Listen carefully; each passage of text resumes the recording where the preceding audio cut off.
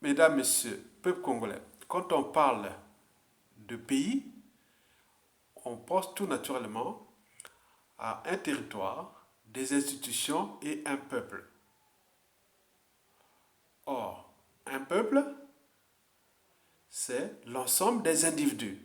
Mais plus vous avez des individus libres et dignes, plus ce peuple ne pourra jamais être opprimé, ni peuple esclave.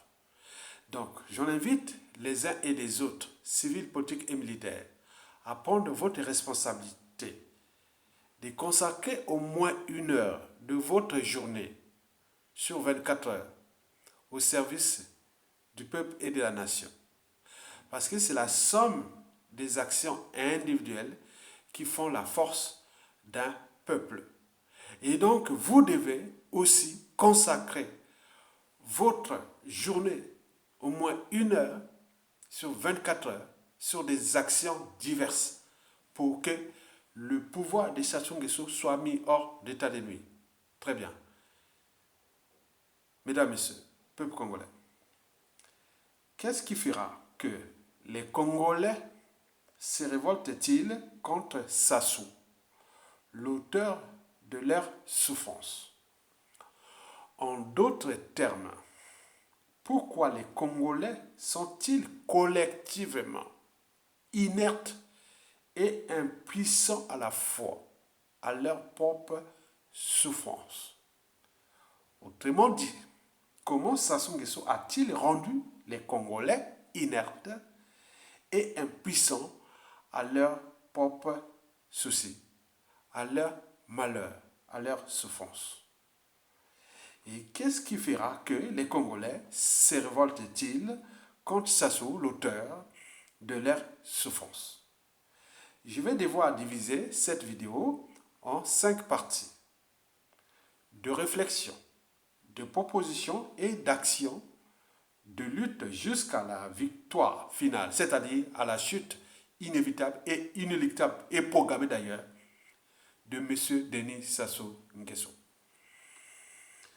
La première partie sera consacrée au traitement de l'inacceptable, de l'intolérable, de l'insupportable, de l'injustice, de l'oppression et de la barbarie qui sévissent dans ce pays. La deuxième partie sera consacrée au questionnement. Alors, comment définir la liberté et la dignité d'un peuple et pour quel enjeu? La troisième partie sera consacrée au pourquoi se révolter contre l'injustice, l'oppression et la barbarie qui sévissent actuellement au Congo-Brazzaville. La quatrième partie sera consacrée au comment se révolter contre Sassou, le Néron tropical, l'auteur des malheurs et des souffrances du peuple congolais. La cinquième et dernière partie sera consacrée au questionnement sur la transformation d'une révolte en paradigme d'une société meilleure congolaise. Mesdames, Messieurs, peuple congolais, nous allons commencer par la première partie, c'est-à-dire le traitement de l'inacceptable, de l'intolérable, de l'insupportable, de l'injustice, de l'oppression et de la barbarie qui sévissent dans ce pays. Ce qui porte à se poser bien des questionnements sur ce que nous sommes, nous Congolais, au regard de notre dignité de peuple. Autrement dit, sur quel droit et devoir Sassou Nguesso peut-il avoir ce pouvoir-là de vie et de mort sur les Congolais? Sur quel droit et devoir Denis Sassou Nguesso a-t-il ce pouvoir-là d'entraîner et de conditionner les Congolais à la honte, à l'indignité et au déshonneur? J'ai moi-même pensé que si Denis Sassou Nguesso peut faire ça en toute impunité, donc c'est possible de faire pareil après lui. Mais sur quelle prochaine victime? C'est tous les questionnements. Mesdames, Messieurs, peuple congolais, Dans la deuxième partie, comment définir la liberté et la dignité d'un peuple et pour quel enjeu. Vous savez que la liberté et la dignité sont les deux premiers droits fondamentaux de l'humanité et de l'individu ou du citoyen. Ces deux premiers droits et devoirs de l'humanité n'ont pas de prix. Ils ne sont d'ailleurs pas négociables. Sinon, il n'y a pas d'humanité, ni de société et de civilisation. Plus grave, l'individu privé de liberté et de dignité n'est qu'un esclave. Alors, vous, Congolais, individuellement et collectivement, tant au niveau civil, politique, militaire et religieux, êtes-vous des esclaves de Sassou et d'Nguesso. Cependant, le saviez-vous que la liberté et la dignité d'un peuple se méritent et que les peuples qui sont libres et dignes l'ont certainement mérité. Et pourquoi? Parce que s'il suffisait d'obéir ou de se soumettre à Sassou Nguesso, le Néron tropical, pour être libre et digne dans son propre pays, les Congolais connaîtraient la liberté, la dignité et le respect du but même de leurs conditions humaines ou sociales? Certainement pas, sinon ça se saurait depuis des années. De ce fait, la liberté et la dignité d'un peuple ne peut qu'être arrachée de la tyrannie, de l'oppression et de la barbarie. À défaut, vous devenez des peuples opprimés et esclaves. L'enjeu de la liberté et de la dignité d'un peuple est à la fois juridique, politique, économique, social, culturel, moral, philosophique, sociétal, écologique, civilisationnel et voire extensionnel. Autrement dit, comment vivre, travailler, étudier, se reposer et mourir librement et dignement dans son propre pays. Mesdames, Messieurs, peuple congolais. La troisième partie est consacrée au questionnement sur la révolte. Pourquoi se révolter contre l'injustice, l'oppression et la barbarie qui sévissent au Congo-Brazzaville? Pour commencer, il faut d'abord comprendre et connaître à la fois les moyens de pression de tout pouvoir, quel qu'il soit, puis ceux pratiqués par les Néron tropical Denis Sassou Nguesso contre les Congolais, et enfin enrichir le peuple du contenu politique et social de la révolte. Autrement dit, pourquoi devrez-vous se révolter contre Sassou Nguesso, les Néron tropical? Mesdames et messieurs, peuple congolais, pour comprendre la nature d'un pouvoir, il faut connaître ses moyens de pression. Dans le cas de la dictature du Néron tropical Denis Sassou Nguesso, et parmi ses moyens de pression exercés contre les Congolais figure 1. L'insécurité sur toutes ses formes. 2. L'injustice sur toutes ses formes. L'oppression sur toutes ses formes. Et enfin 4. La barbarie sur toutes ses formes. Mesdames et messieurs, peuple congolais, pour les Néron tropical Denis Sassou Nguesso, ces moyens de pression exercés sur le peuple sont pour lui comme des préalables à la paix. Ce qu'il appelle la paix. La sacro cette paix. Tais-toi. Soumets-toi. Sois esclave et indigène de moi. Ce qu'il appelle la paix. C'est le préalable à la paix. Qui en réalité cache bien d'autres choses ou sont significatifs de sa dissonance cognitive et émotionnelle à caractère hystérique, paranoïaque et narcissique, antisocial et criminogène. Autrement dit, vous, Congolais, individuellement et collectivement, vous êtes en danger car vous êtes en présence des malades mentales qui, pour certains, psychiatre, dit que Sassou est officiellement fou. Oui. Sassou Nguesso est officiellement fou. Et donc, vous, individuellement et collectivement, vous êtes en présence d'un malade mental qui en abuse des moyens colossaux de l'État contre vous, peuple congolais. Au cœur des enjeux, et surtout pour lui, c'est surtout les enjeux de sa perversité. Oui, c'est un pervers.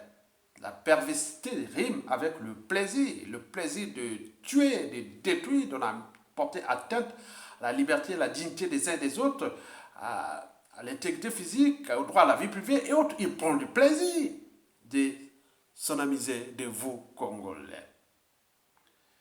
Au point politique, bon, vous avez aussi ce qu'on appelle des pions et des pièces maîtresses. En réalité, depuis 2015, nous sommes envoyés des profils toxiques qui sont non seulement au niveau du pouvoir, qui sont clairement identifiés, mais également au niveau de l'opposition et de la résistance et autres. Donc nous sommes dans des jeux d'échecs entre le peuple d'un côté et de l'autre côté le système. Mais depuis 2015 à nos jours, c'est le système qui a gagné contre nous. Ça c'est, oui, il s'agit bien sûr d'une bataille, mais pas d'une guerre, parce qu'on ne peut pas gagner contre le peuple. Le combat d'un système tyrannique ou d'un dictateur et autres est comme le combat de l'homme contre la nature. Il sera toujours perdu par l'homme. Vous avez tout compris, mesdames et messieurs. Donc il n'y a pas que cette classe politique qu'on appelle la classe politique pourrie qui veut le jeu du tyran pour la continuité de l'État, ce qu'il appelle la continuité de l'État. Donc on fait le double jeu jusqu'à ce que ça soit meurt ou ça arrive un arrangement et c'est eux qui prennent le contrôle de la relève pour partager le pouvoir entre ces deux oppositions et l'ancien système. Donc la continuité de l'État, donc le statu quo et donc l'immobilisme dans un pays qui est déjà surendetté pour rien, ruiné et détruit, il ne peut dire. N'oublions pas que le climat de méfiance et de défiance est total dans un environnement sociopolitique et militaire délétère. Donc je ne sais pas comment ces gens-là prévoient déjà l'avenir de ce pays avec ce même système. Mais depuis 2015, comme il faut se le dire, que c'est leur jeu de rôle qui a gagné contre le peuple.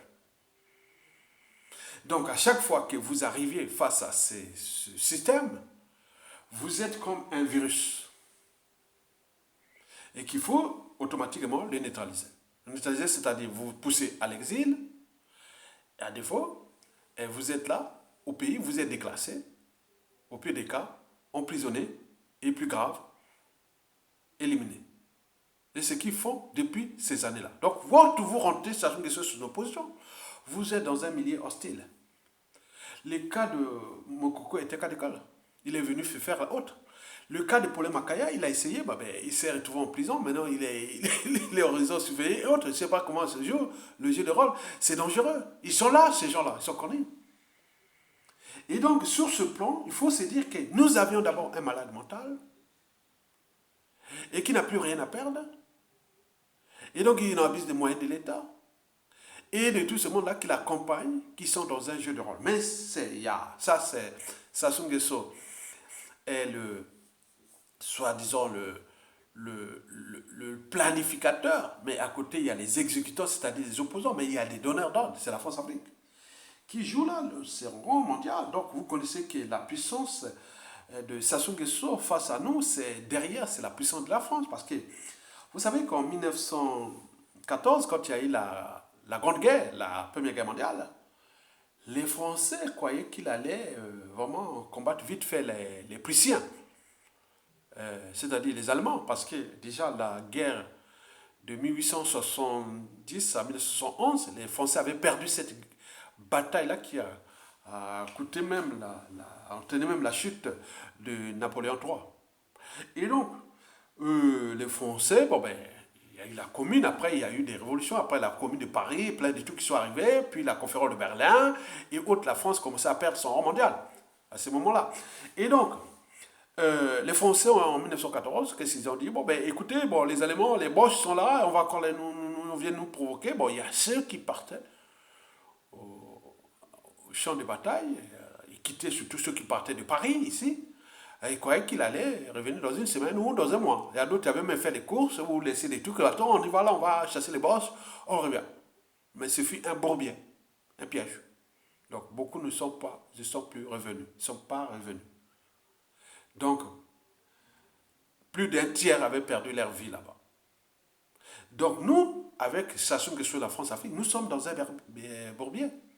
C'est un piège à exil, un piège à déclassement, un piège à emprisonnement, un piège mortuaire, un piège autre. Donc nous sommes en présence des gens qui ont été entraînés et conditionnés. Ils s'en sont préparés contre vous, peuple congolais, contre votre pays. Donc Sassou Nguesso est sûr de lui, c'est que derrière cette France-Afrique, c'est une puissance militaire et tout compagnie qui joue aussi son rôle mondial. Donc il a une pièce maîtresse, Sassou Nguesso, donc il est protège jusqu'au bout contre vous.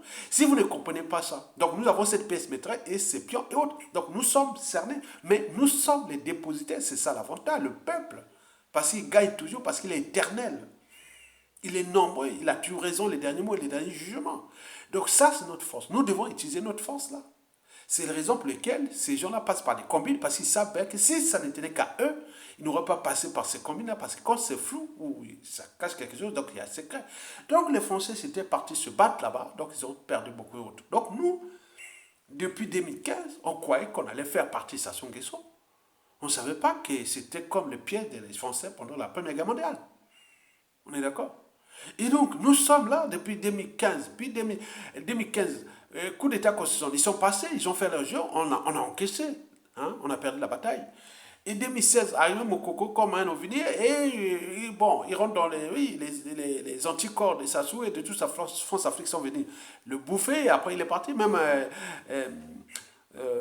Paulin Makaya a risqué son truc. Vous voyez déjà, tout ça, ils sont juste en meute, en réseau et autres comme les anticorps qui protègent leur marge, ils attendent au moment que Sassou quitte le pouvoir pour que.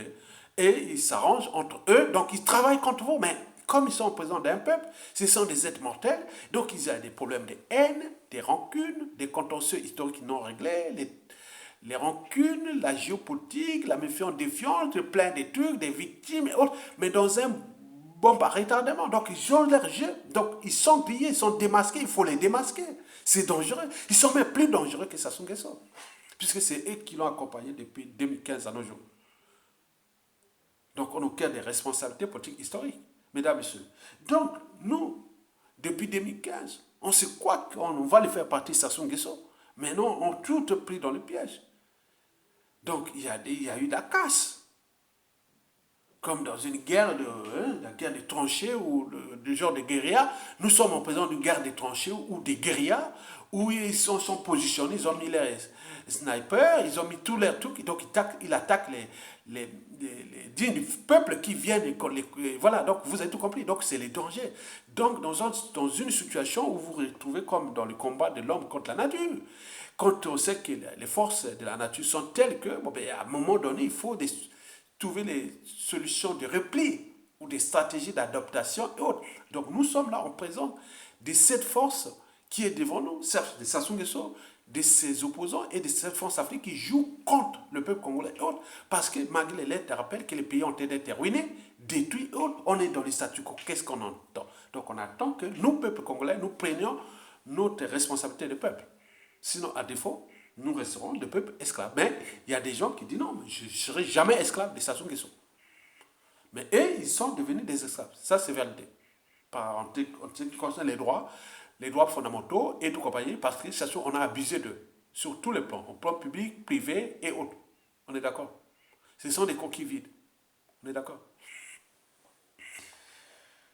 Donc, nous sommes en danger. Il y a une puissance qui est là, qui ont été Sassou Nguesso, ces gens-là. Donc ils font leur jeu, donc ils ont mis les pions maîtresses, donc on ne sait pas comment, les cellules dormantes, les pièces dormantes, les pions dormants, donc on ne sait pas comment on va s'y retrouver ou quel jour. C'est un jeu d'échecs. Retenez bien, peut-être faites le jeu d'échecs. Et maintenant, vous allez voir, vous avez des pions, des pièces maîtresses, dites, ah tiens, je positionne cette pièce maîtresse-là, c'est celle qui va faire le truc final. Et donc eux, ils sont là avec leurs pions et pièces maîtresses, donc ils attaquent le peuple. Mais le peuple devant le peuple. Le peuple n'est pas tout le monde. C'est ceux qui représentent le peuple, c'est-à-dire les résistants, les victimes des ados et tout ça. Donc ils attaquent un à un. Il nous faut tomber comme des quilles dans un bowling. Donc si tu arrives comme il faut faire attention. Parce que sinon plus de là, donc ils travaillent contre nous. Donc ce qu'il disait Ketia Banga, que l'ennemi du noir, c'est les noirs lui-même, l'ennemi de l'Afrique, c'est l'Africain lui-même, parce qu'il existe une certaine mentalité noire qui nuit gravement à l'évolution du continent noir. Je ne peux pas comprendre avec ce que nous avons subi comme l'esclavage, colonisation, et passons par ces accords-là, et puis aujourd'hui quand on voit la situation des noirs, il faut aller en Asie, vous allez voir comment vous êtes noir, en Inde et partout. Vous allez voir que vous n'avez pas autre, et vous venez jouer au petit collaborateur pour contre votre pays, mais passez l'enjeu là, vous avez tout compris. Donc nous sommes en présence d'une situation difficile où il y a un gros requin qui s'appelle la France, qui joue son rôle mondial et qui a ces gens, donc ils ont placés, donc ils ont des accords, ils ont signé des pactes, et donc si nous ne comprenons pas ça, donc la solution vient de nous-mêmes, du peuple congolais. Mais comme nous ne sommes pas capables de le faire partie, pour l'instant, la situation est dans le statu quo, dans l'immobilisation, mais nous avions la chance, parce que nous avons les derniers mots et les derniers jugements, et que le combat d'un dictateur ou d'un système contre le peuple finit toujours par être bouffé par celui-ci. Mesdames et messieurs, peuple congolais, nous avions désormais 3 ennemis clairement identifiés. Parmi ces ennemis, il y a un qui est irrécupérable, c'est-à-dire Sassou Nguesso, son système et autres. Voilà, on leur envoyait des lettres, des rappels, des vidéos, des rappels. On leur envoyait on a voulu régler ce problème de façon ou de manière institutionnelle en 2015, ils n'ont pas voulu. Puis politique en 2016, ils n'ont pas voulu. Ils ont même nous apporté des terroristes d'État et autres. Donc ils ne sont plus irrécupérables. Ils sont plus irrécupérables. Maintenant, il reste 2 autres ennemis. Et il y a un qui est celui des opposants qui jouent le jeu, double jeu, et aussi de la France-Afrique. Mais ces 2 éléments sont récupérables parce que déjà la France ou la France-Afrique s'est dit que bon, n'a pas d'amis, n'a que ses intérêts. Au moment où le peuple prend la responsabilité, il va se retourner vers le peuple. Maintenant, il reste le deuxième ennemi récupérable, c'est la classe politique, qui est de l'intérieur, qui aujourd'hui devient le problème. Parce que face à l'injustice, l'oppression et la barbarie, si vous choisissez la neutralité ou de rien faire, vous devenez une grande partie du problème. C'est logique. Mesdames, Messieurs, peuple congolais, pourquoi devrez-vous se révolter du néron tropical de Sassou Nguesso et les chasser et maintenant? C'est pour 3 raisons. La première raison, c'est d'y sauver nos vies. Sassou, tu parles, Sassou tue. Sassou, tu parles, Sassou te tue. Si tu ne parles pas, Sassou te tue. Alors parle et te tue. Donc, il s'agit de sauver d'abord des vies. Directement, il tue. Indirectement, il tue. Par les conditions de vie indignes, insupportables, intolérables pour un peuple. Ça, c'est ça. La première raison, c'est ça. La deuxième raison de se révolter contre Sassou Nguesso, c'est d'y récupérer notre pays. En récupérant notre pays, nous récupérons aussi nos racines, nos terres et tout ce qui est de ce pays.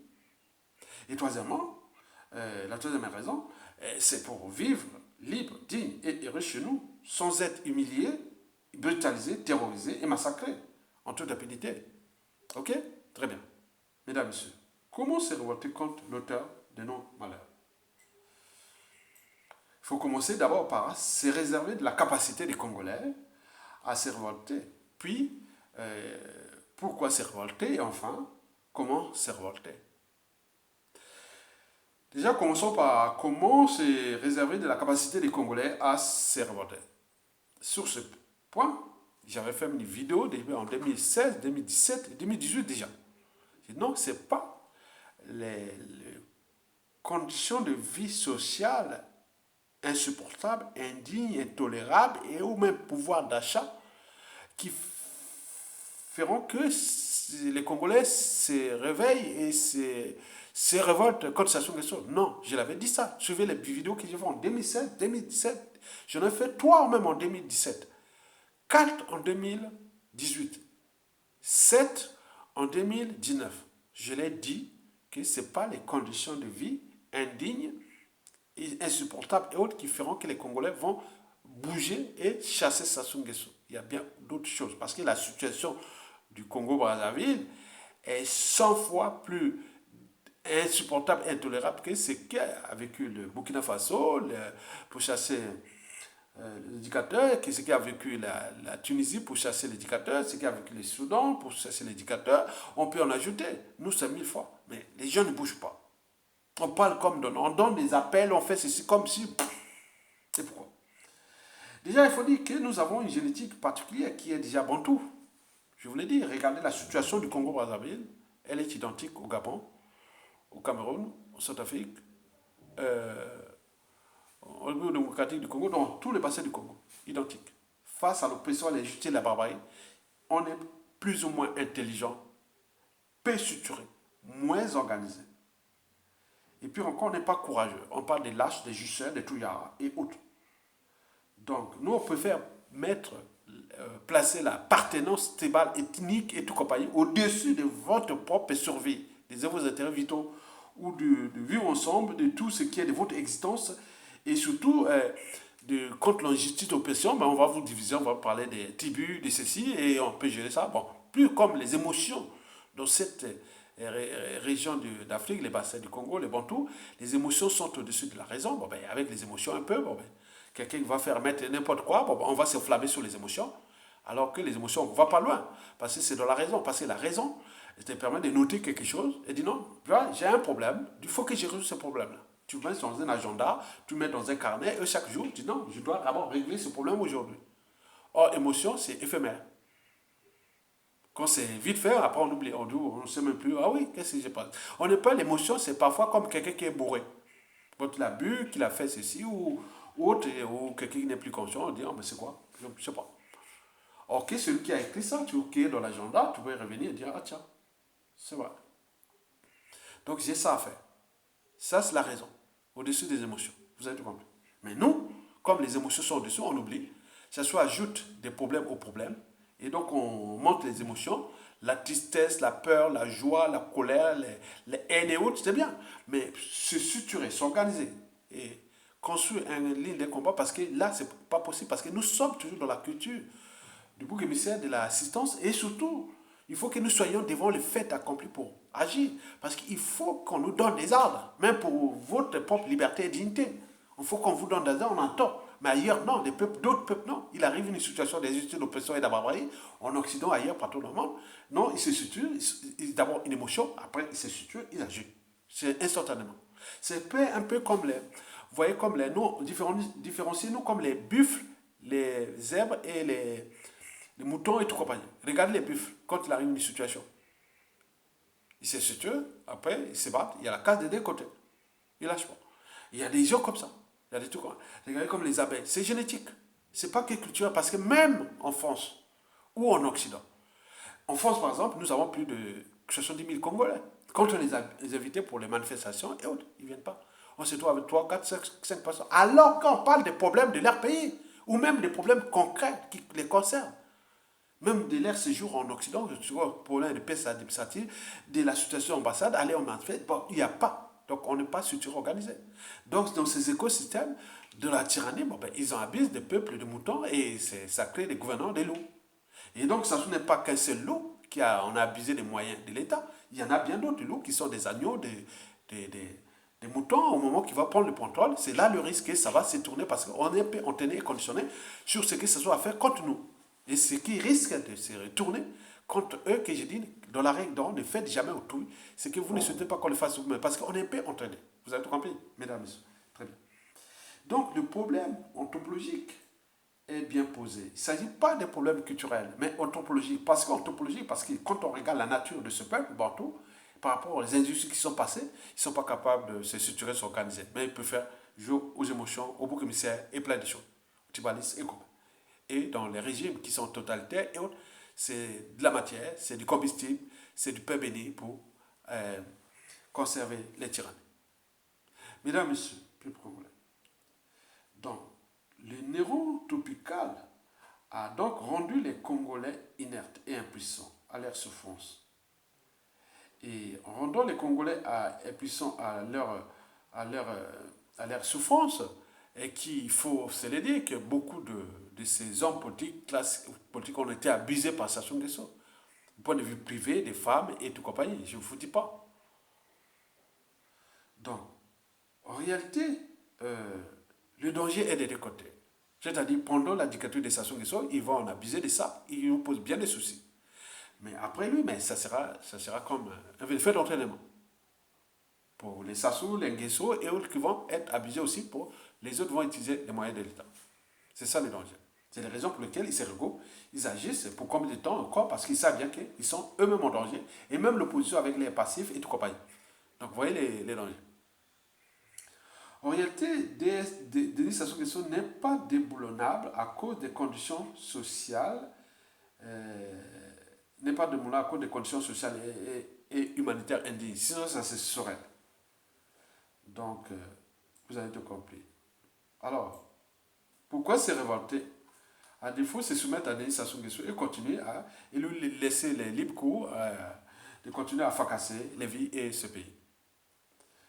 Mais moi, je dis que moi j'ai eu des gens ici dans la diaspora, hein, et je dis c'est comme ça, mais me dit non, mais écoutez, mais ça y a un autre, parce que quand ils arrivent comme ça, on se retrouve dans un endroit public ou quelque part, hein, même si ça devient rare parce qu'on se protège un peu beaucoup. Et donc, bon, le monsieur m'a dit non, non, non, non. J'étais à côté, il y a un compatriote qui est venu me retirer par un autre compatriote. Il dit non, tiens, viens, attends, attends, viens, viens, il y a tout d'abord. Donc je vais, j'ai quoi? Non, quitte ce gars-là, il n'est pas dit. Il vient du pays là-bas, il a eu toutes ses fonctions, mais chaque fois on a abusé de sa femme. Hein, tous ces gens, voilà, ils ont même une voilà. Donc c'est des gens vides, c'est rien. Donc, ok, bon, ben, qu'est-ce que je fais? Bon, je suis allé venu, bon. Bon, en réalité, celui qui a donné l'information était dans un angle mort.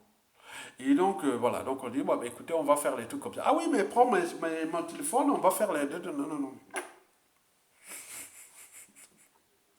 Et donc, vous avez des milliers de ces gens-là, opposition, classe civile, politique, militaire, ou directement ou indirectement, et Sassou s'est abusé d'eux. Donc, et ils sont devenus des indigènes.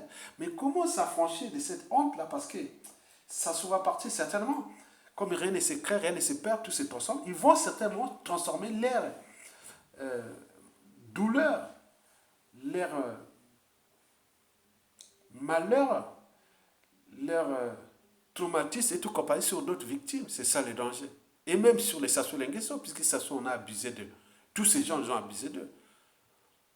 Quand on a des ministres maîtresses qui passent leur temps à s'envoyer en l'air à Oyo, et que les problèmes sociaux, les problèmes du pays et autres sont là. On a cité des noms, des ministres qui sont, oui, bon, d'autres sont des jolies femmes, ça c'est sûr, mais la politique n'est pas un concours de beauté. Il y a aussi quand même des convictions, ce que tu veux faire. Mais ils abusent ça parce que ce sont des objets sexuels. Et donc, quand vous vous retrouvez là, bon, ces gens-là sont vidés de toute humanité. Donc, nous sommes en présence des gens qui soient, disons, opposants, même au niveau du contenu politique des projets de société sur ça. Moi, j'aimerais, si avec quelque chose, bon, moi, je peux pas faire sur mon média, j'aimerais vraiment faire un débat avec Mathias Ndjon ou avec un débat sur tous les plans. On pose des questions, on va faire, techniquement. Mathias Ndjon, je vais faire un débat avec Sassou Nguesso. D'abord, tous les membres du gouvernement là, faites-là, demandez-nous un débat sur les problèmes du pays. Avec tous les gars du gouvernement là. Deuxièmement, opposition. Je ne veux pas que c'était Mathias Ndjon. Je pourrais citer, comment on l'appelle, Charles Zakari Boao, Claudine Mounari, Guy Parfait Kolela, Tchatima Biala, Clément Meressa. Je pourrais citer le président politique Okombi Salsa. Je pourrais citer même Mokoko. Faire un débat. Moi, c'est ça. Moi, j'ai un nom. Moi, je suis calé. Hein. Sur les projets de société, comment repenser le Congo de demain en sortant de cette situation. Parce que pour inventer le futur, oui, on ne va pas sortir avec les mêmes méthodes, c'est-à-dire pour repenser une société médiane, il faut repenser nos modes de pensée. On a tout le plan sur des nouveaux modèles économiques, des projets de société que vous appelez, mais quand on voit, sont caduques, sont dépassés. Je vous dis sincèrement. Je ne vais pas leur donner les outils, ils vont copier, faire ça. Mais j'aimerais un débat. Et on va être là, bon ben, sans papier, on dit, on ne vous a pas prévenu, comme on va vous poser les questions, on va prendre un dossier, des dossiers par dossier, on va vous poser des questions sans que nous, on ne connaisse pas les questions. J'aimerais voir. On va voir. Mesdames et messieurs, peuple congolais. Donc, nous avons deux choix, soit être esclave de Sassou ou pas, ou citoyen du Congo éternel. Alors, comment se révolter? D'abord, il faut responsabiliser la classe politique, intellectuelle, civile et militaire, parce que c'est eux le danger, parce que nous avons trois dangers. D'abord, ces gens et Sassou Nguesso sont en train de mettre le Congo dans une situation de vulnérabilité totale. Et qui, s'il y avait des pays voyous ou qui avaient envie, peut nous envahir facilement. Parce que Sassou ne va se battre qu'avec ses mercenaires. Parce que l'armée est démobilisée, mal entraînée, et tout compagnie. Bon, il n'y a plus de conviction, bon, ben, les gens, voilà, c'est facile. À cause de qui? Mais il y a des responsabilités historiques et d'actualité militaire.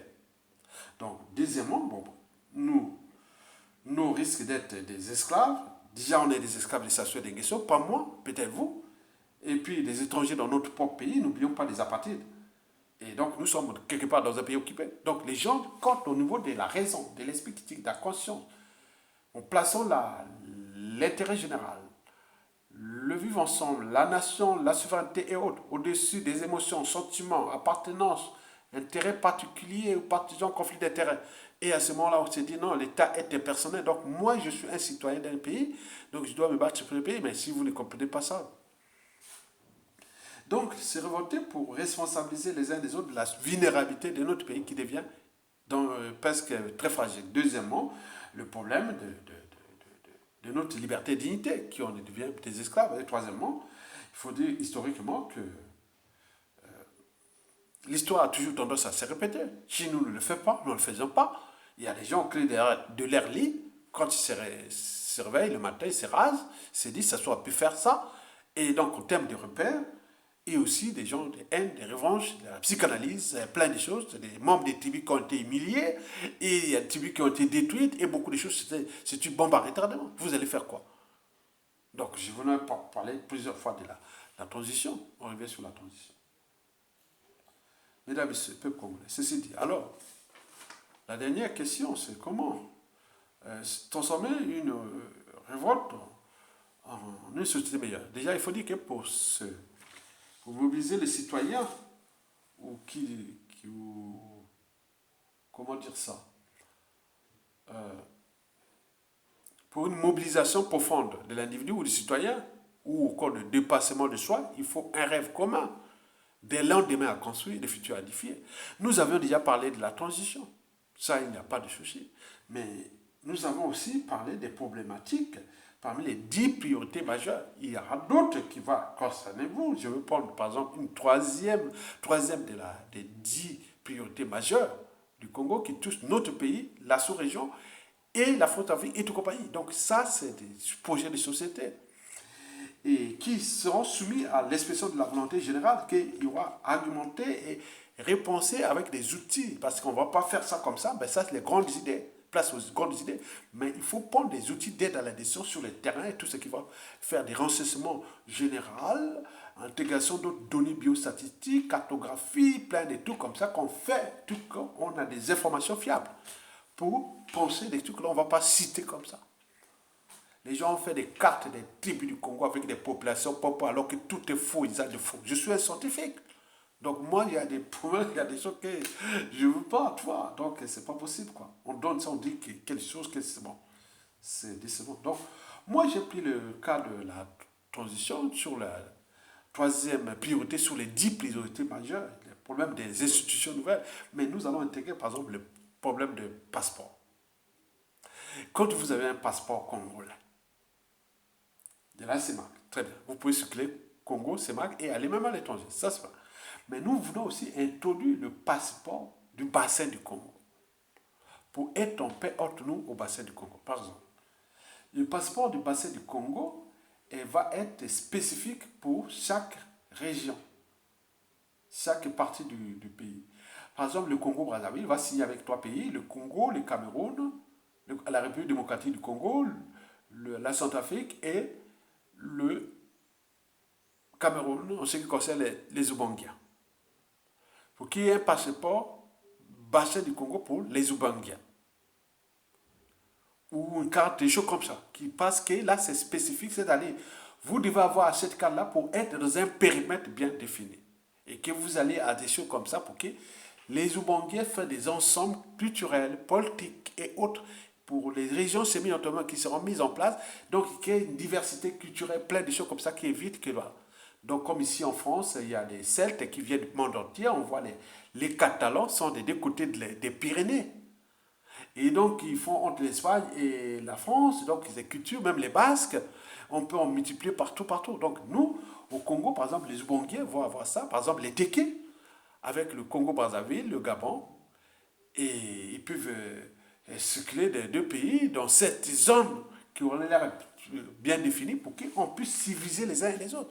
Donc, aller faire des fêtes des Téké entre République démocratique du Congo, les Téké du monde vont se trouver par exemple à Bandundu, peut-être l'année prochaine, ils seront peut-être à Djambala, ou même à Lekana, ou même à Sibiti, ou même à Komono. Il peut aller jusqu'à dans le Niaré, à Divinier, et vers où, je sais pas, où descendre, voilà, donc c'est comme ça. Mais même pour le Congo, pareil, ils vont faire tout qui touche le Gabon, la République démocratique du Congo, le côté Congo central, mais jusqu'au en Angola, jusqu'à Baza-Congo, dans le nord d'Angola, et en couvrant puis le Cabinda. Donc l'Angola ne va plus avoir peur que le Cabinda risque d'autres, que ça devienne ensemble. Ça n'a plus de sens de faire l'indépendance du Cabinda. Puisque nous, le Congo, les deux, on est ensemble, on fait des trucs ensemble, mais nous, il n'y a plus de problème. Donc ça, c'est un pays qui est là. Mais il avait une diversité, plein d'éditions d'espérance. Donc il y aura plus de paix, plus de choses comme ça. Donc vous voyez déjà ça. Ça, c'est une troisième des priorités sur 10 majeures au niveau de la réforme des institutions nouvelles, avec les régions semi-autonomes où le président de la République n'aura qu'un poste symbolique élu au suffrage universel indirect, en tenant compte de nos réalités déjà politiques, civiles et puis culturelles, c'est-à-dire tribales. Et donc il y aura beaucoup de choses là. Bon, donc, le Premier ministre aussi au suffrage universel indirect sur projet de société, en termes de délégués qui venaient de toutes les zones tribales et des sociétés civiles partout et les classes politiques. La Convention nationale, il y a beaucoup de choses comme ça. Donc, on va faire quelque chose. Donc, c'est un problème d'organisation, de modélisation et autres. Après, les autres vont agir facilement. Les autres, on va mettre les pouvoirs parce que l'enjeu est de diluer les pouvoirs. Parce que nous, ce qui nous pose problème en Afrique, c'est le pouvoir. Vous diluez les pouvoirs, c'est fini. Ils n'ont plus à avoir. Donc, quelqu'un qui va venir là, parce que quand vous avez un gâteau qui est comme riche comme ça, avec la, la, l'envie d'autres puissances et d'autres requins autres. Mais quand vous avez divisé ça, il n'y a plus de pouvoir, on ne sait pas où c'est tout le pouvoir. Moi, j'ai un pouvoir. Moi, je suis président de la région du Poul, ou qui sera Sendé, ou qui sera, oui, les Nyari, je suis, ou la Boinza, je suis un puissant président, comme les Lenders allemands, je suis puissant. Moi, je n'ai plus besoin d'aller à Brazzaville. Je fais que ma diversité de ma région, du point de vue technologique, universitaire, commercial et autres, faire monter l'exemple à d'autres régions que moi, nous sommes les meilleurs. On vient faire, regarde, un président de la Boinza, demain il est meilleur, et demain, s'il veut devenir Premier ministre par la suite, ou président de la République, quand il n'y aura plus avec les critères, parce que pour être président de la République, après ces trucs-là, il faudra universel direct à partir de 65 ans. Vous pouvez avoir le président de la République symbolique, mais au-dessus, non, puisque vous avez l'expérience. Mais non, après, le Premier ministre, c'est entre 30 ans et 60 ans maximum, ou 65 ans maximum. Et donc, des choses comme ça. Donc, il y aura des... Vous êtes puissant de votre région, vous connaissez les atouts de votre région, et vous allez créer des diversités culturelles. Déjà, les régions semi-autonomes du sud du Congo vont faire vraiment le tout pour avoir plus d'invitations, des passeports, beaucoup de gens qui viennent des touristes de l'Angola, de la République démocratique du Congo, parce qu'ils pensent qu'au Niari, au Bwenza, les Koumou, Kouilou, tout ça, c'est beau. Ils ont construit, ça fait des diversités de villes propres, comme on voit au Rwanda, là, et tout compagnie. Donc, on arrive, on va aller là-bas. Donc, les gens vont venir du monde. Ah, tiens, j'ai un passeport là, il va à l'ambassade du Congo